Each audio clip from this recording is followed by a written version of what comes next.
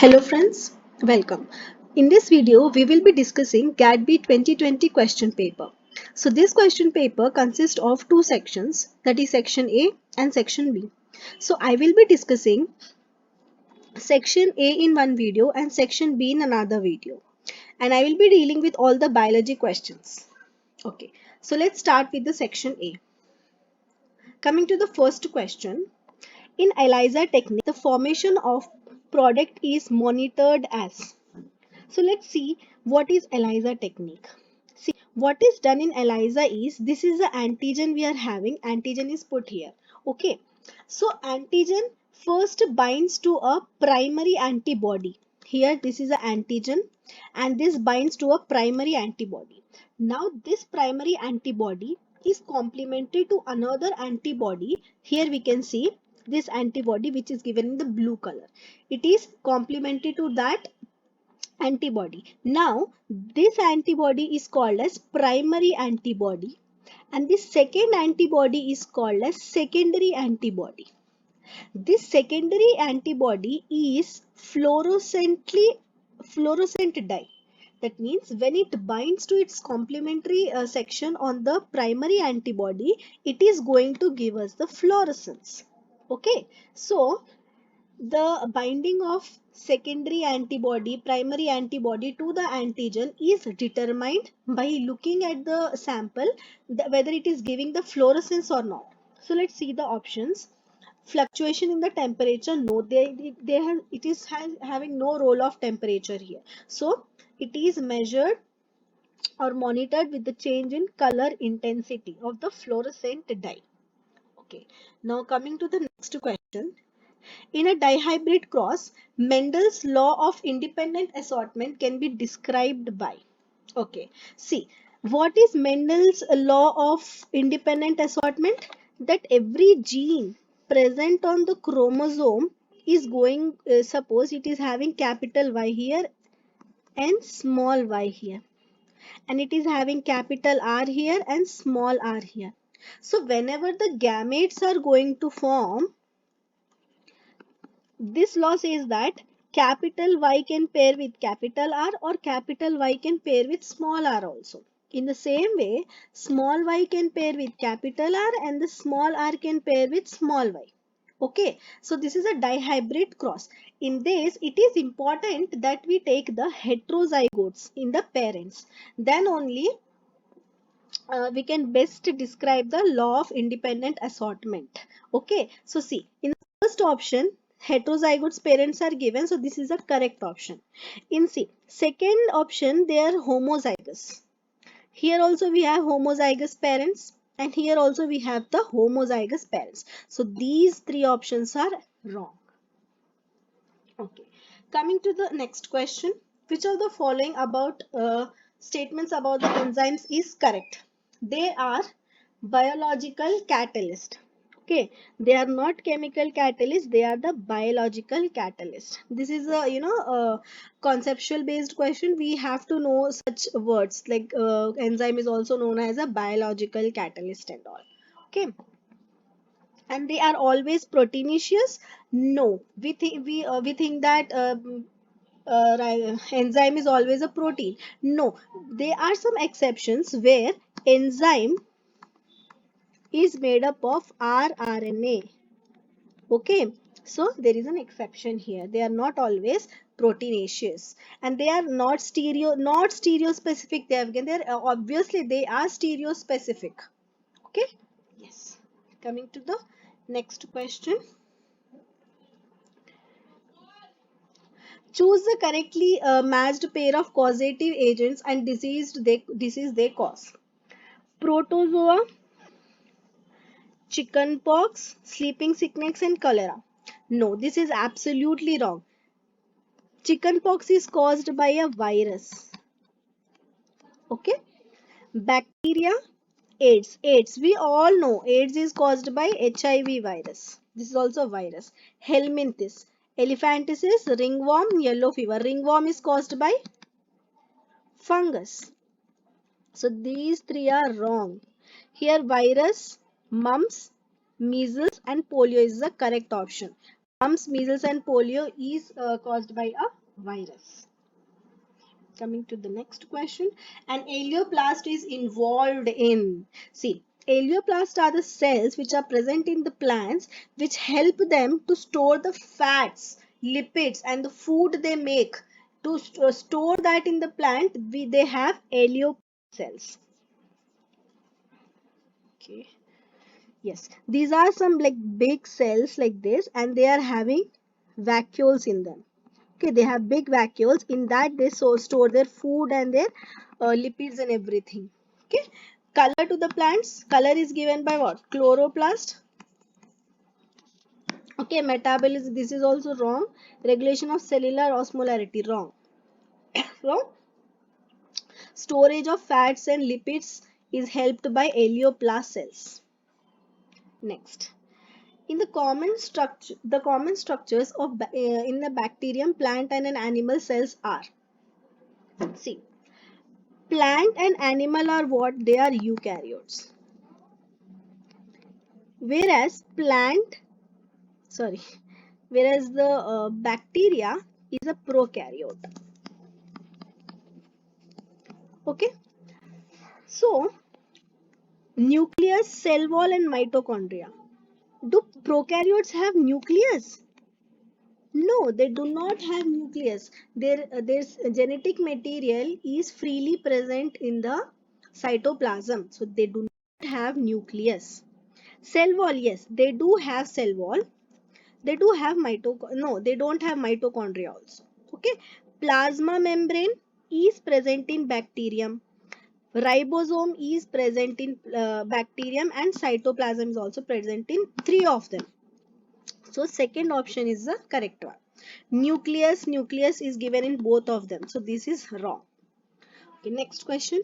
Which of the four? Okay, this is not the biology question. Okay. Now we'll see RT-PCR used to study. So before giving the answer, we will see what is RT-PCR. Suppose a virus has infected a person. Okay. Now this is the RNA. Okay. Now this is the RNA.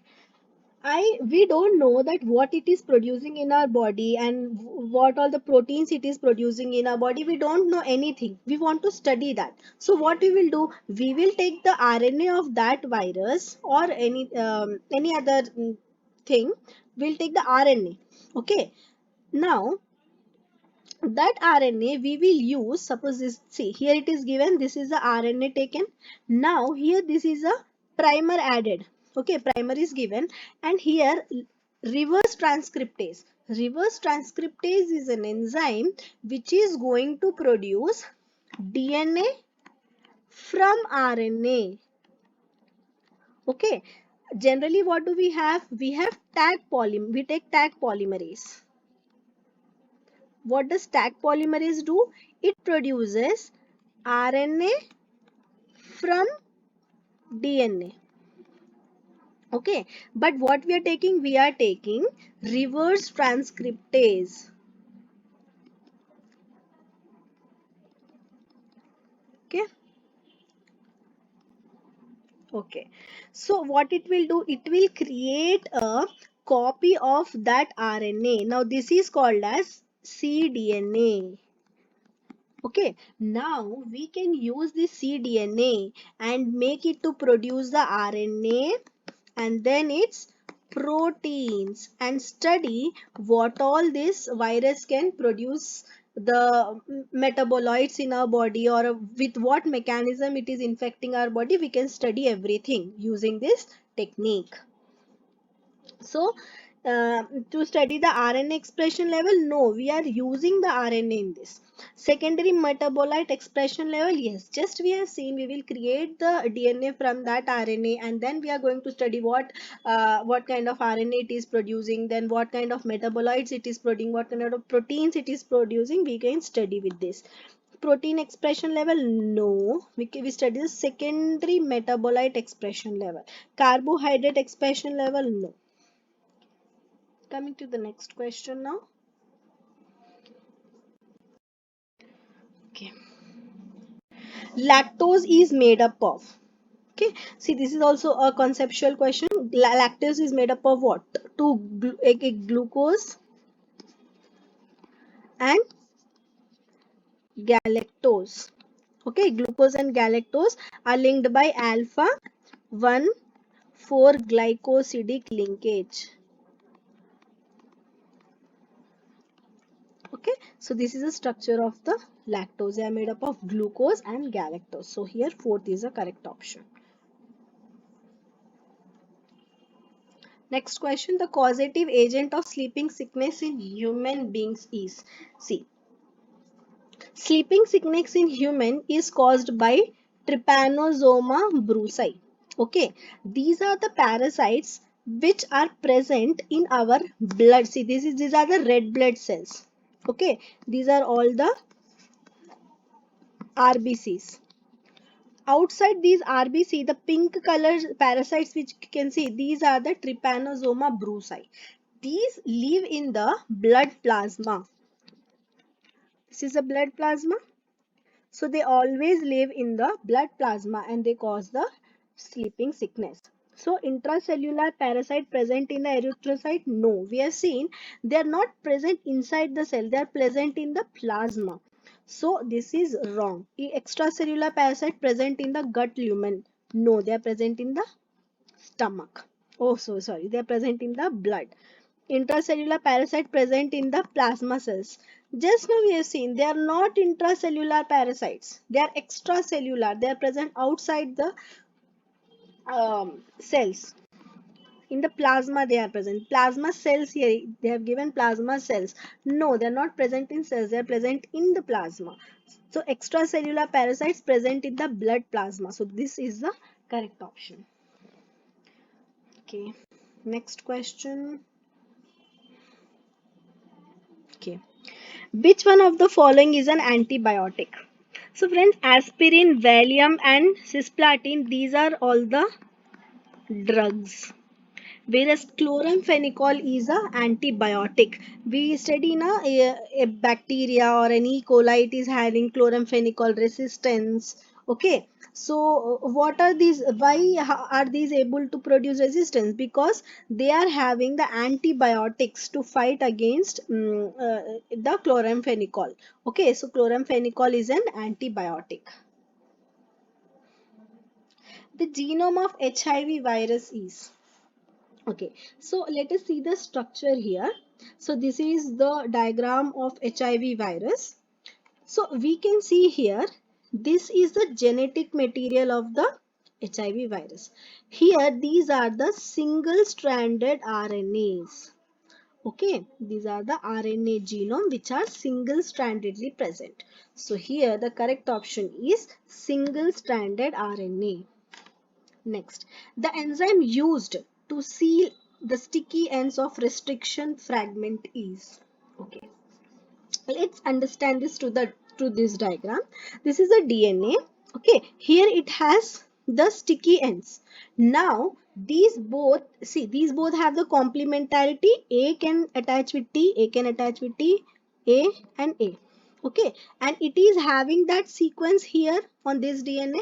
Now these both have to attach, like if we have tore a paper and we want to attach both of them, so what do we use? We need a gum. In the same way, to stick the two DNA fragments together, we need an enzyme called as DNA ligase. Okay, so what will help here? DNA ligase. So second option is the correct one. Okay. The most abundant enzyme present on the earth is. So this is again a GK question. We have to know these things for exams. So the most abundant enzyme present on the earth is the Rubisco enzyme. Okay, this is helpful in the carbon dioxide fixation. Okay, which we also call it as Kelvin cycle. Okay, proinsulin matures.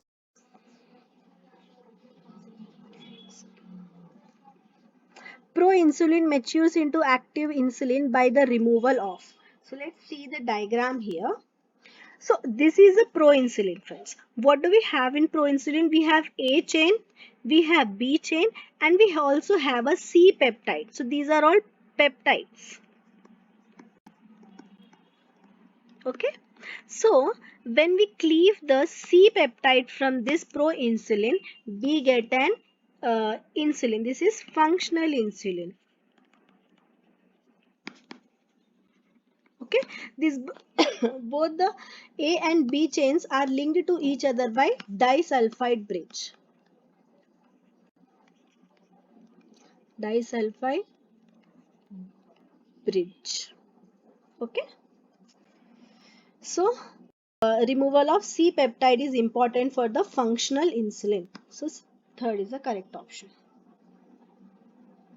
Okay, the S in the ribosomal subunit represents. So friends, whenever we do centrifugation, okay, there is a medium present in this centrifuge tube, and different particles sediment with a different rate in that medium. Okay, suppose here A particles got settled, here got B particles got settled, and C particles got settled here. So every particle has its own sedimentation coefficient. Okay, so that sedimentation coefficient we also called as Swedberg unit, which is represented as S. Okay, so it is a differential sedimentation rates during the centrifugation. Coming to the next question. Okay, excessive fasting by human being will lead to the presence of, see what happens whenever we do a lot of fasting, there is no presence of glucose in our body, there will be no glucose, but glucose is a primary source of energy for brain. It is a basic carbon source, energy source for our brain. That when it doesn't get glucose, what happens? It needs a carbon source. Anyhow, it needs a carbon source. So what our body will do? It will produce a ketone bodies. Now, when these ketone bodies go to brain, this is very harmful to our brain. Okay, this is very harmful. So that is why when people say we should not do excessive fasting, that is going to produce ketone bodies in our body, and our brain can use that as a carbon source, and it is going to cause lot of neurological disorders. Okay, yes. So that is how we complete the section A, and in the second video, friends, we will be discussing the section B of GAT-B. Thank you.